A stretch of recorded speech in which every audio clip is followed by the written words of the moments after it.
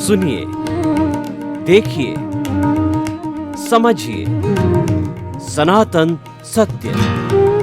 जैसी दृष्टि वैसी सृष्टि, दृष्टि विज्ञान। कुदरत, कुदरती रचना एवं कुदरत के कानून से शाश्वत सुख की प्राप्ति। जोधपुर के परम पूज्य महात्मा उपासक प्रोफेसर डॉक्टर सोहन राज तातेड़ के निर्देशन में सनातन सत्य। जैसी दृष्टि वैसी सृष्टि, दृष्टि विज्ञान।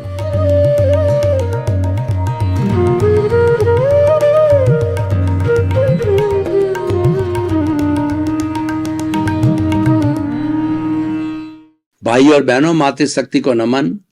स्टूडियो में आपका हार्दिक स्वागत है, अभिनंदन है, सत्कार है।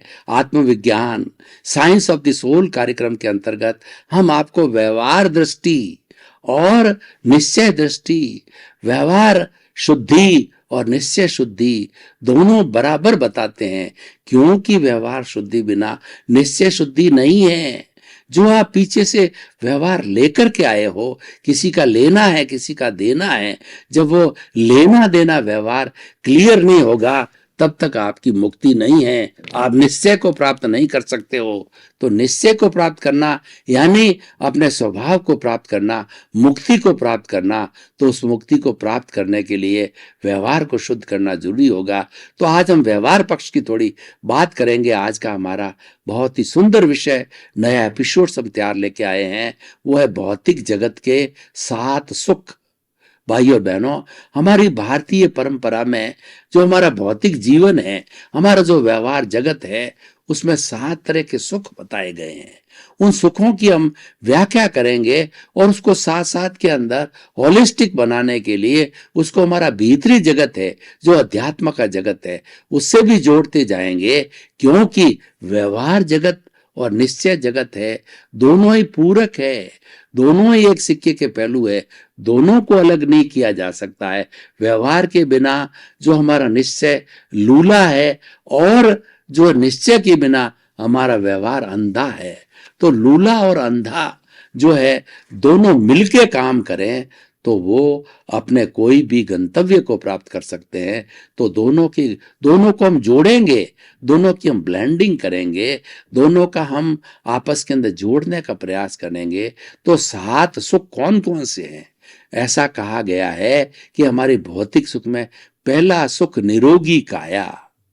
निरोगी काया का अर्थ क्या हो गया कि हमारा जो शरीर है, जिसमें 60 खरब कोशिकाएं हैं, वो 60 खरब कोशिकाएं होमोस्टैटिक कंडीशन के साथ के अंदर, सिस्टम के साथ में शरीर को स्वस्थ रखती है। देखिए कितना बड़ा सटीक उदाहरण है कि 60 खरब कोशिकाएं मनुष्य के शरीर को स्वस्थ रखती है, होमोस्टैटिक शांतिपूर्ण स्थिति के साथ जी करके अपना अपना काम करके। तो यहाँ प्रश्न खड़ा होता है कि हमारे विश्व में तो 7 अरब की ही जनसंख्या है, जो कि संख्या की तुलना में बहुत कम है। तो 60 खरब कोशिकाएं मिलती है, शांतिपूर्ण अस्तित्व शरीर को स्वस्थ रखती है। तो क्या 7 अरब की जनसंख्या शांतिपूर्ण सह अस्तित्व से जुड़ करके अच्छा एक स्वर्ग बना करके, अच्छा घर बना के नहीं जी सकती है? ये हमारे लिए प्रश्न चिन्ह है, वो हमें पालन करना चाहिए। तो हम बात करे थे पहला सुख निरोगी काया, जो हमारा शारीरिक स्वास्थ्य अच्छा होना चाहिए। शारीरिक स्वास्थ्य के अंदर हमारे भीतर 8-10 तरह के जो है तंत्र काम करते हैं। पहले सबसे छोटी कोशिका होती है, कोशिका के बाद के अंदर जो है हमारे टिश्यूज आते हैं, और टिश्यूज के बाद के अंदर हमारा पूरा सिस्टम बनता है, और सिस्टम बन करके शरीर बनता है। हमारा पाचन तंत्र है, उत्सर्जन तंत्र है, ब्लड सर्कुलेशन तंत्र है, लीवर है हमारा, और हमारा जो है वो तिल्ली है जो कि बॉयल्स देती हैं। तो ये सारे जो है, और उसके साथ साथ के अंदर हमारा श्वसन तंत्र है। ऐसे 10 तंत्र मुख्य है, वो शरीर को स्वस्थ रखते हैं। वो ठीक तरह से चलने चाहिए। वो चलने के लिए हमारा खान पान अच्छा होना चाहिए, हमारा आचार विचार अच्छा होने चाहिए, हमारी लाइफ स्टाइल अच्छी होनी चाहिए। Early to bed and early to rise is a sign of the good health. जिसकी हम बात कर रहे हैं। समय पर सोना, समय पर उठना, समय पर खाना, ये सारा काम समयबद्ध करने से हम प्राकृतिक जीवन जीते हैं। नेचर माँ भी यही कहती है कि मैंने तेरे साथ में यूनिबिल्ट सिस्टम, इम्यून सिस्टम बना करके भेजा है, उसे तुम 100 साल जियोगे।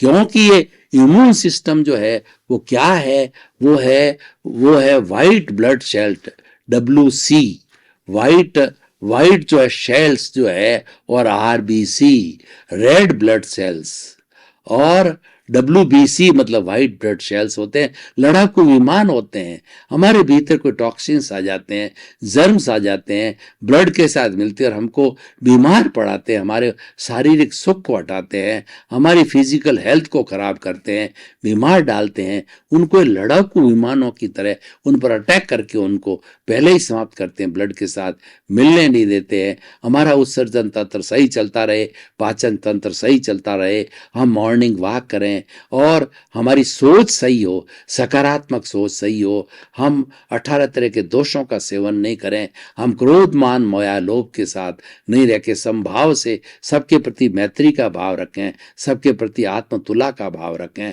तो ये रखने से हमारा जो है पहला सुख निरोगी काया है वो आसानी से अच्छा हो सकता है। और वो हमारे पर निर्भर करता है कि हमारी लाइफ स्टाइल कैसी हो। शारीरिक स्वास्थ्य को प्राप्त करने के लिए व्यक्ति को लाइफ स्टाइल पे बहुत ध्यान देना चाहिए, और लाइफ स्टाइल के कोई प्रेरणा नहीं देगा, आपको स्वयं को प्रेरित होना पड़ेगा।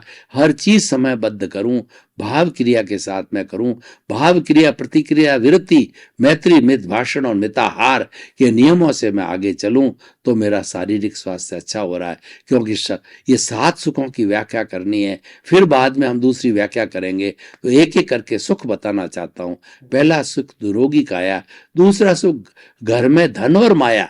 देखिए, ये जो हमारा जो गृहस्थ जीवन है वो गृहस्थ जीवन है, परिवार से साथ जुड़ा हुआ है, बहुत से लोग साथ रहते हैं, तो कहा जाता है कि गृहस्थी बिना कौड़ी का जो है वो कौड़ी के बराबर, और साधु संन्यासी के बाद कौड़ी है, धन है, कंचन है, कामिनी है, तो वह भी कौड़ी का कौड़ी के 2 अर्थ हो गए। कौड़ी का मतलब धन संपत्ति, और दूसरा अर्थ होता है वो यूजलेस। तो बिना धन संपत्ति के गृहस्थी यूजलेस है, और धन संपत्ति वाला साधु कंचन कामिनी जिसको त्यागा है वह रखता है तो वह भी यूजलेस है, वह साधु नहीं असाधु है। और गृहस्थी जो है बिना धन वाला वह भिखारी है। तो भाई और बहनों, घर में धन और माया होनी चाहिए। इसका अर्थ यह है कि हमारा अर्निंग है उस पर हमें ध्यान देना चाहिए। हर अर्निंग मेंबर को सोचना पड़ेगा कि मुझे घर चलाने के लिए और घर कैसे चलेगा उसके लिए कहा गया, साईं इतना दीजिए जहाँ मैं कुटुंब समाए, मैं भी भूखा न रहूं और साधु न भूखा जाए। कि कुटुंब में जितने भी हमारे 5 सदस्य 10 सदस्य है, उनका रोटी कपड़ा मकान शिक्षा चिकित्सा 5 तरह की मूलभूत सुविधाओं का आराम से नीड के रूप में भरण पोषण हो जाए। ग्रीड है वो फिर हमें जो है बीमार पटक देगा। ग्रीड नहीं करना, सबकी आवश्यक जो है चीज वस्तुओं की पूर्ति हो जावे। और जो अतिथि देवो भव, घर में साधु सन्यासी कोई भी अतिथि रिलेटिव आ गया उनको भोजन करा सकूं, तो इस तरीके के लिए हमें अर्निंग करनी पड़ेगी। हर अर्निंग मेंबर को ये चिंतन करना चाहिए कि हमारे यहाँ स्त्री पुरुष 2 तरह की जो है जो जोड़ा बनाया गया है। हमारे शादी के ऊपर स्त्री है, घर का प्रबंधन करे, बाल बच्चों का प्रबंधन करे, घर को अच्छा रखे, और पुरुष कमा के लाए। पुरुष पैसा जो है स्त्री को सौंप दे और घर चलावे।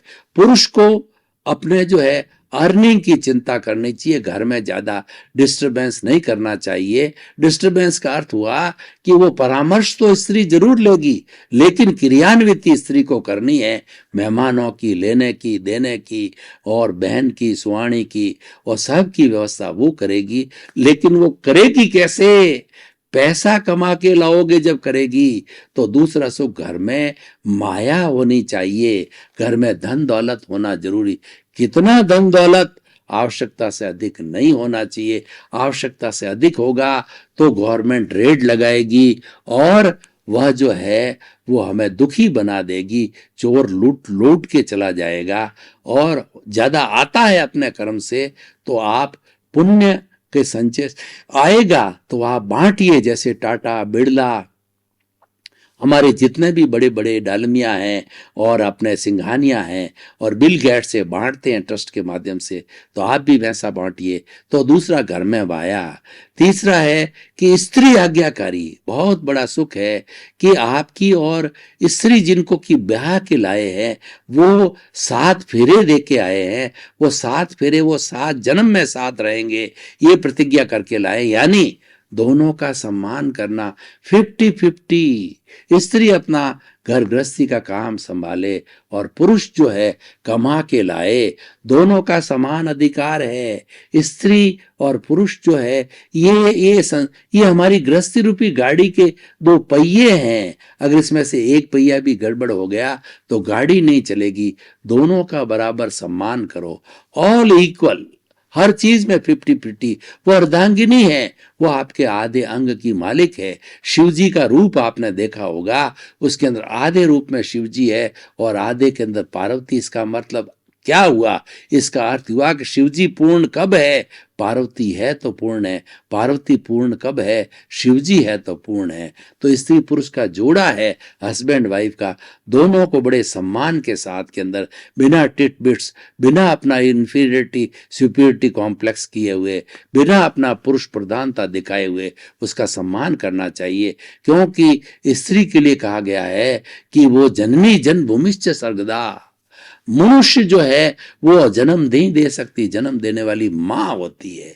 तो जन्म देने वाली जननी और मातृभूमि जिसके अंदर हम छोटे से बड़े होते हैं, दोनों का ऋण होता है, वो हमें उतारना चाहिए। और जो लोग समझते हैं वो मातृभूमि का शहीद होके ऋण उतारते हैं, और जननी का ऋण होता है माता पिता को संसार के जो है भगवान मान करके, और वो जो है स्वर्ण कुमार बन करके वो उनका कर्जा उतारते हैं। और माता पिता के लिए तो यहाँ तक आ गया है, अगर संतान प्रतिदिन माता पिता के चरणों का पानी की धोक लगावे पिए तो भी उनका ऋण नहीं उतर सकता।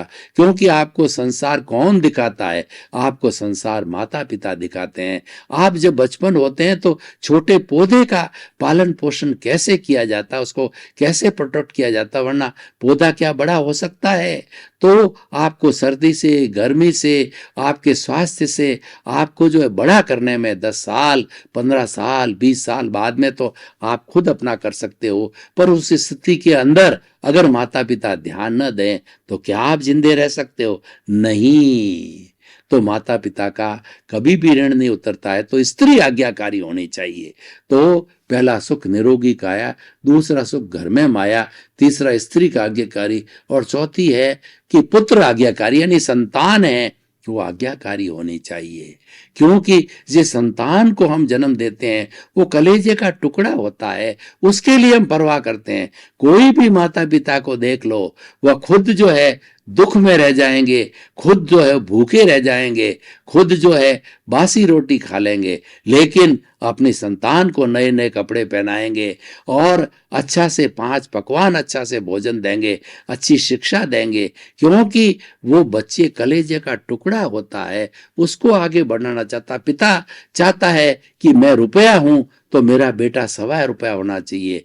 माँ चाहती है कि जैसी मैं हूं, मेरी पुत्री दूसरे घर में जाकर के मेरा नाम रोशन करे, माता पिता का नाम रोशन करे, ये उसके मन में भावना रहती है। इसलिए उसको संस्कार देते हैं, उसको सुखी रखते हैं, उसको आनंद से रखते हैं ताकि वो आगे अच्छी बढ़ सके। तो हमारी संतान कुल मिला के संक्षिप्त में बात करूं, श्रवण कुमार होनी चाहिए। और जिन माता पिता के अच्छे संस्कार होते हैं वो बनते हैं, और उसके बाद भी नहीं बनते हैं तो माता पिता को अपनी संतान से कोई अपेक्षा नहीं रखनी चाहिए। उनको तो अपना कर्तव्य समझ करके उनका भरण पोषण करना चाहिए, निष्काम कर्म करना चाहिए कि मैंने इनको जन्म दिया है तो पैरों पर खड़े करने की मेरी जिम्मेवारी है। मैं आपको एक उदाहरण देना चाहता हूं। हमारे आगमकार क्या कहते हैं कि कबूतरी होती है, वो अंडा देती है और उस अंडे के ऊपर बैठती है, उसको सेती है, और जब वो उसकी पूरी रक्षा करती है जब तक कि अंडा पक न जाए। जब पक जाता है तो अंडे से चूजा निकलता है, चूजे को फिर वो कबूतरी है दाना खिलाती है, घोंसले में रखती है, सर्दी से, गर्मी से, वर्षा से उसकी रक्षा करती है। धीरे धीरे जब वो बच्चा बड़ा होता है तो कबूतरी उसको सिखाती है कि उड़ना सिखाती है, वो गिरता है फिर सिखाती है, फिर उड़ता है फिर गिरता है, करते करते करते अभ्यास करते हुए उसको सिखा करके कबूतरी उसको इतना एक्सपर्ट कर लेती है कि वो पूरा जो है वो व्योम में आकाश में उड़ जाता है। तब आगमकार कहते हैं। फिर पता नहीं कि वो कबूतर और कबूतरी और उसका बेटा कभी मिलते या नहीं मिलते हैं। तो आगमकार कहते हैं कि जिस बच्चे को, जिस संतान को अपना जन्म लिया और आपको पूरा विश्वास हो जावे कि अब ये स्वतंत्र निर्णय ले सकता है, ये कमाने लायक हो गया है, फिर आप उसको डिस्टर्ब मत करो, उसको मित्रवत समझो और आप वानप्रस्थी बन जाओ। 50 साल ग्रस्त पूरा करके, जैसे मैं पिछले 20 वर्ष से वानप्रस्थी का जीवन यापन करता हूँ। वानप्रस्थी का अर्थ होता है कि घर में रहते हुए घर के दूर आप समाज का काम करो। मैं पिछले 20 वर्षों से गुरु कृपा से, जिन्होंने मुझे आचार्य तुलसी ने वानप्रस्थी बनाया, उनकी कृपा से, उनके उत्तरोत्तर आचार्यों की कृपा से जो है 24 घंटे मानवता की सेवा में रत रहता हूं। और घर में मेरी रहता हूं तो केवल एक मेहमान की तरह प्रेजेंस होती है, क्योंकि सबको पैरों पर खड़ा कर दिया, उनको संपत्ति का वितरण कर दिया। तो भाई और बहनों, ये हो गया हमारा पहला सुख निरोगी काया, दूसरा से घर में माया, तीसरा स्त्री आज्ञाकारी, चौथी संतान आज्ञाकारी, और पांचवी होगा है कि घर में बासो। घर में बासों का मतलब घर में आपकी चलनी चाहिए, सब आपकी, आप घर के हेड हो, घर के मुखिया हो, तो आपकी सब आज्ञा को माने, आपकी पत्नी माने, आपके जो है बेटे बेटियां जो भी है, और आपके जो भी पोते पोतियां जो भी आपके घर में है, सब आपको एक गार्जियन के रूप के अंदर, वो सुख तब होता है जबकि आपकी बात चलनी चाहिए और आपको भी ऐसी बात करनी चाहिए किसी को हर्ट ना करे, किसी के पास में किसी भेदभाव पैदा नहीं करे कि वो मेरा बेटा नजदीक है, किसी का तिरस्कार करके सर्वोदय सबके पूरे घर के विकास की बात करके वैसा आपको निर्णय लेना चाहिए, वैसी सोच रखनी चाहिए, वैसा आपको राय देनी चाहिए, वैसा आपको सजेशन देना चाहिए। आपकी सब बात माने तो घर में बासो। और उसके बाद में अगला सुख है कि वो समाज हो, वो राज में बासो, यानी मतलब आपकी बात समाज में आप रखो तो समाज उसको लाइक करे, देश के लोग लाइक करे। यानी जो कार्य आप परोपकार का करते हो, समाज का काम करते हो, जो कार्य का अच्छा करते हो, चाहे तन की सेवा करते हो, चाहे मन की सेवा करते हो, चाहे धन की सेवा करते हो, तो सेवा के अंदर समाज आपको लाइक करे, समाज आपकी प्रशंसा करे कि नहीं बहुत अच्छा व्यक्ति है, तो अपने परिवार को सेटल करके ये समाज की सेवा के अंदर आया है, वानप्रस्थी है। और अगला जो है वह होता है धर्म में बासो। जो अंतिम 7वां सुख ये है कि आपको वानप्रस्थी के बाद में संन्यास आश्रम में आना चाहिए। वो प्योरली आपका प्राइवेट जगत होता है, उसमें एक परिंदा भी पर नहीं मारता है। यानी आप 24 आवर्स जो है सब कुछ दुनिया के जो ये 7 सुख देख करके आप स्वभाव में रमण करो। मैं तो शुद्ध आत्मा हूँ, मैं तो ज्ञाता हूँ, मैं तो दृष्टा हूँ, मैं तो जानने वाला हूँ, मैं तो देखने वाला हूँ, मैं अनंत ज्ञान वाला हूँ, मैं अनंत दर्शन वाला हूँ, मैं अनंत शक्ति वाला हूँ, मैं अनंत सुख का धाम हूँ, मैं टंकोत्कीर्ण हूँ, मैं अव्याबात हूँ, मन वचन काया से मुक्त, ऐसा मैं शुद्ध आत्मा हूँ। अवस्था मात्र कुदरती रचना है जिसका कोई बाप भी रचने वाला नहीं है, और वह व्यवस्थित रहे। स्थूल संजोग, सूक्ष्म संजोग, वाणी के संयोग संजोग सब जो है वह स्थूल संजोग है, और ये जो है वह प्रकृति के अधीन है। यानी आप जो है इस जो है चेतन और जड़ में भेद कीजिए। मैं शरीर नहीं हूं, ये शरीर नाशवान है। शरीर जो मेरा ये पुतला मन वचन काया रूपी पुतला है, ये पूर्व जन्म के कर्मों के भुगतान के लिए मिला है, और ये भुगतान हो रहा है, ये चल रहा है, उसके साथ जुड़ना नहीं है। उसको मात्र जो है ज्ञाता दृष्टा जो मूल आपका स्वभाव है, उस स्वभाव में जो कि अमूर्त है, उस स्वभाव में रमण करना और उस स्वभाव में जाना है, उस अमूर्त को मुक्ति तक ले जाना है। उस स्वभाव में प्रैक्टिस करके इसको मात्र देखना है, कोई राग द्वेष शून्यता का जीवन जीना है, तो कुल मिलाकर के धर्म में वासा कब होगा कि हमारे जीवन में जब एक अवस्था प्राप्त हो जावे तब हमारे राग द्वेष न हो। वैसे तो बचपन से ही अगर राग द्वेष न हो तो अच्छी बात है, ये सन्यासी का जीवन है, ये विदेह का जीवन है। विदेह कब होता है? जब आप शरीर और आत्मा को अलग अलग मानते हो, शरीर में रहते हो भी शरीर का भान नहीं होता है, वह वेदांत की भाषा में विदेह होता है। राजा जनक विदेह थे, वो मिथिला के राजा थे, जो सीता के जो पिता है उनके पुत्रियां थी, और वो पूरा इतना बड़ा साम्राज्य चलाते थे, लेकिन नेक नीति से चलाते थे, किसी का शोषण किसी का तिरस्कार नहीं करते थे, क्योंकि वह समझते थे ये तो मेरा भोग है, ये तो जनक का जो है ये भोग भोग रहा है शरीर, मैं तो अलग हूं। वो जीवन मुक्त कहलाता है। और राजा जनक जब शरीर त्याग देते हैं तब वो जीव मुक्त यानी ब्रह्म में विलीन हो जाते हैं, और ब्रह्म में विलीन होने के बाद उनकी मुक्ति हो जाती है। सीता भी मुक्त हो गई, मोक्ष में चली गई, भगवान राम भी मोक्ष में चले गए, क्योंकि ये सब विदेह थे। वो वेदांत की भाषा में विदेह जो होता है वो जीवन मुक्त होता है, और विदेह जीव है वो जीव मुक्त यानी मुक्ति को अवश्य प्राप्त होता है। विदेह होने के बाद में मुक्ति उनकी निश्चित है।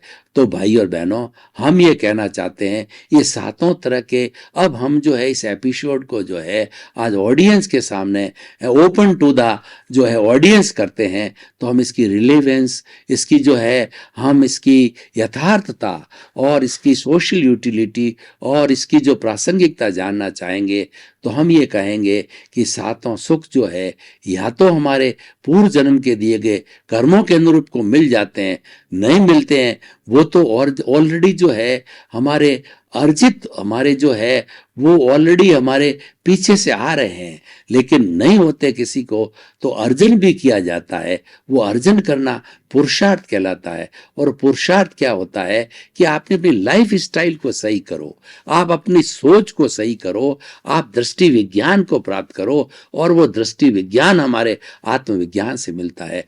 आत्मविज्ञान का अर्थ होता है दृष्टि विज्ञान। हम आपकी सोच को सही करते हैं, आपकी जो रॉन्ग बिलीफ है, आपकी जो गलत धारणा है उसको सही करते हैं। गलत धारणा क्या है? गलत धारणा है कर्ता भाव, मालिकीपन, ये गलत धारणा है। आप कर्ता हो ही नहीं, आपने मान लिया इसलिए दुखी हो। आप किसी चीज के मालिक हो ही नहीं सकते। मैं आपको प्रश्न करता हूं कि क्या आपका ये शरीर जब आपका देहांत होता है तो क्या आप शरीर को साथ लेके जाते हो? नहीं। इसका मतलब ये नाशवान है, तो उसको मालिक क्यों मान रहे हो? जब शरीर ही आपका ये शरीर के मालिक नहीं हो तो इस शरीर के लिए अर्जित की हुई धन संपत्ति, घर परिवार, नाते रिश्ते, क्या वो शाश्वत है? नहीं। तो फिर उसके अंदर क्यों समय लगाते हो? तो आप क्या हो, मैं कौन हूं, ये दृष्टि विज्ञान है, ये सनातन सत्य है, ये कुदरती रचना, कुदरत का कानून है। वो कुदरत तो कहती है ये काम चलता रहेगा, ये तो मेरे अधीन है, तुम इसमें टांग मत अड़ाओ, तुम्हारा पुरुष बना दिया मैंने तुम्हारे को। कुदरत क्या कहती है कि तुमको ज्ञान दे करके मैंने तुम्हारे को पुरुष बना दिया है। तो पुरुष क्या होता है? तुम पुरुषत्व को प्राप्त करो। पुरुषत्व क्या होता है कि दृष्टि विज्ञान को प्राप्त करो। दृष्टि विज्ञान क्या है कि स्वभाव में रमण करो, कि आप 24 आवर्स प्रतीति रखो कि मैं तो शुद्ध आत्मा हूं, मेरी मूल आत्मा जो भीतर बैठी है वह शुद्ध है, लेकिन इस शरीर के कारण ये बद्ध है, अशुद्ध है। अशुद्ध होते हुए भी उसका स्वभाव शुद्ध है। तो शुद्ध स्वभाव के अंदर रमण करो। उसका स्वभाव क्या है? उसका स्वभाव ज्ञाता दृष्टा है। क्या जानना और क्या देखना, ये सोहन राज का मन वचन काया है। ये जो पुतला है ये क्या कर रहा है मात्र देखो, उसके साथ जुड़ो मत, उसको कोई ओपिनियन मत करो, उसको कोई अभिप्राय मत दो, मात्र देखते रहो। यही आप, क्योंकि आप तो अशरीरी हो, आप तो देखने जानने के अलावा कुछ कर ही नहीं सकते हो, तो फिर क्यों जुड़ते हो? जुड़ते हो तो फिर आपका राग द्वेष है, और जहाँ राग द्वेष है वहाँ कॉजेज खड़े होंगे, फिर कॉजल बॉडी बढ़ेगी। कॉजल बॉडी बनने से फिर जो है हमारे भाव कर्म पैदा होंगे, और इस जन्म के जितने भाव कर्म हैं वो अगले जन्म में जाकर के द्रव्य कर्म बनेंगे, और फिर वापस जो है आपकी वही स्टोरी दोहराई जाएगी। वो जो चार्ज किया है वो डिस्चार्ज में चलेगा। तो ये चार्ज डिस्चार्ज है, जन्म जन्मांतर से चल रहा है, करते आओगे, भवांतर में भटकते रहोगे, तो वो सार्थकता नहीं है। और मनुष्य निर्णय ले सकता है, मनुष्य के पास ही एक पट्टा है मुक्ति में जाने का। वह प्रयास करे कि मैं जो है वो इस जीवन के अंदर मेरा कॉजल बॉडी को घटाऊंगा, राग द्वेष को न्यून करूंगा। पूरा समाप्त नहीं कर पाया, पूरा समाप्त करेगा तो केवल ज्ञान हो जाएगा, वो जो है वीतराग हो जाएगा। वो इस जन्म के अंदर जैसी प्रतिष्ठा करोगे कि मुझे तो वीतराग बनना है, मुझे केवली बनना है, तो निश्चित समय से वो अगले जन्म के अंदर वो आपकी प्रतिष्ठित आत्मा ने जो प्रतिष्ठा की है, क्योंकि प्रतिष्ठा करने वाली चाहे बुरी करे चाहे अच्छी करे, वो प्रतिष्ठित आत्मा है। मूल आत्मा तो निष्क्रिय है, उसके शरीर नहीं है, वो कुछ भी नहीं करती है, वह तो अपनी प्रज्ञा को भेज देती है। वो प्रज्ञा है, वो पॉजिटिव साइड ऑफ द प्रतिष्ठित आत्मा है। और ये शरीर है, अज्ञा यानी जुड़ गए शरीर के साथ में, तो आप अज्ञा बन गए, तो अज्ञा से राग द्वेष खड़े होंगे और प्रज्ञा से समता आएगी। निर्णय आपका है कि अज्ञा के ताबे रहते हो या प्रज्ञा के ताबे, और आपने ज्ञान ले लिया तो निश्चित रूप से प्रज्ञा हावी रहेगी। भाई और बहनों, आपका बहुत बहुत धन्यवाद। ये हमारा आत्मविज्ञान कार्यक्रम दृष्टि विज्ञान का कार्यक्रम है, आपकी दृष्टि को सही करता है। जैसी दृष्टि वैसी सृष्टि। आप जो है दिशा बदल दीजिए, दशा बदल जाएगी। नजर बदल दीजिए, नजरिया बदल जाएगा। हम इतनी बात क्यों करते हैं? आपको अच्छा इंसान बनाना चाहते हैं। आप अच्छा इंसान बनेंगे तो आपका परिवार अच्छा होगा, आपका समाज अच्छा होगा, आपका देश अच्छा होगा, आपका विश्व अच्छा होगा। आपके प्रति मंगल भावना।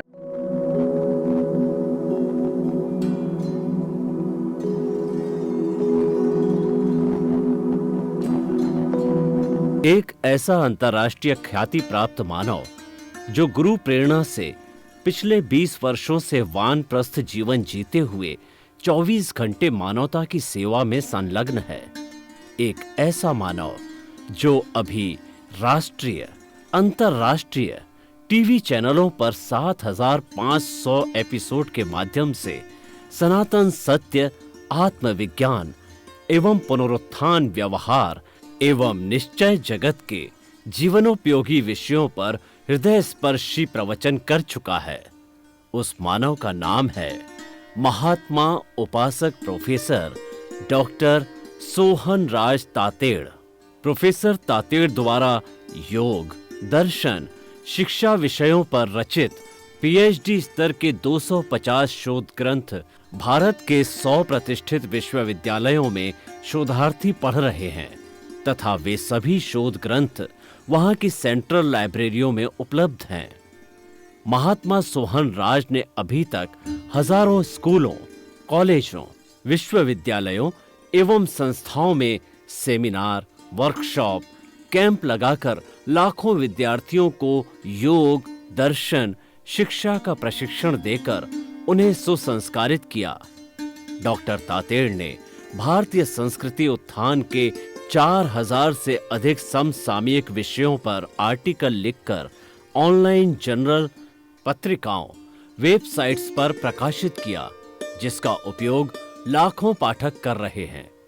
उपासक तातेड़ के 5000 से अधिक आज का सुविचार, आज का शुभ संदेश, आज का मंगल भावना योग आदि चिंतन websites, Twitter, blogger, Facebook, YouTube माध्यमों से लाखों लोग अपना जीवन निर्माण कर रहे हैं।